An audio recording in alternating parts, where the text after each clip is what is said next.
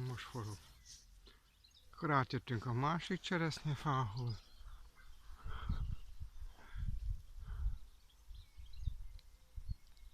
Megpróbálom megmutatni, hogy milyen rosszul termékenyültek. Talán még itt jobban látszik.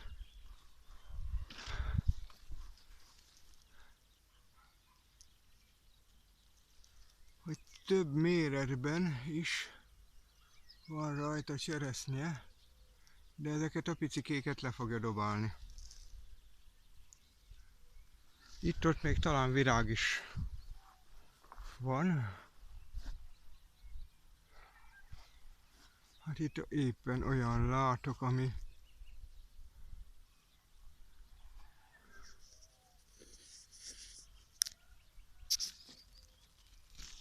pont itt van egy olyan, ami még de jó lenne látni, hogy mit is filmezek. Itt van még, ez nemrég virágzott el. Ezeket le fogja dobálni apa. Hopp, itt talán még egy virág is akad.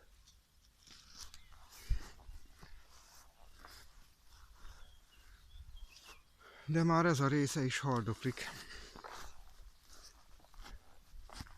Itt már ebben az évben le kellett vágni egy ágat, mert elpusztult. Ezek meg a tavalyi levágások. Hát élet nincs benne, pont ebbe a fő törzsbe. Gyakorlatilag halott. A másik fele ez még él. Itt lenne, ha látszódna, ez ugyanakkori vágás, mint a másik kettő, és nagyon jól látszik, hogy él a kallusz. Megpróbálom alibának felvágni a kalluszt,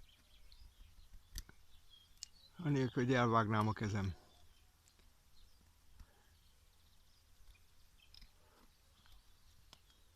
Remélem, hogy majd látszódik is, hogy mit csinálok.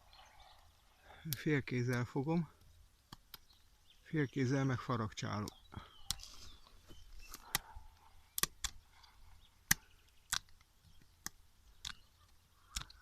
Amikor él a fa, akkor ilyen szépen kitüremkedik a kallusz, mint itt is. És ha ezt kivágjuk, akkor újra kallusz lesz és benövi. Ez egy egyéves kallusz, hát egy jó centitől vastagabb növekedést produkált. Hogy azt a fa majd túléli ezt az egészet, azt nem tudom. Itt is van egy milyen vaskos, de ennek is sajnos csak itt ez a felső pereme él, mert idáig van kallusz, innen az alsó részen semmi nincs. Nagyon jó, esik az eső, úgyhogy abba hagyom egyelőre.